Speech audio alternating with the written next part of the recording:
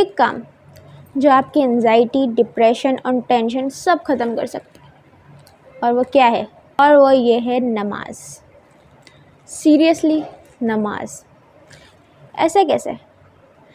ایسا اس طرح ممکن ہے، سائنٹیفکلی بھی اپرووڈ ہے کہ جب بندہ سجدے میں جاتا ہے تو اس کا بلڈ پریشر کم ہوتا ہے اور اس کا مائنڈ ریلیکس ہوتا ہے،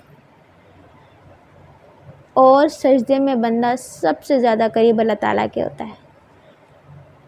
ہر بندے کو یہ معلوم ہے کہ سجدے میں جب ہم جاتے ہیں تو ہم اللہ تعالیٰ کے سب سے قریب ہوتے ہیں،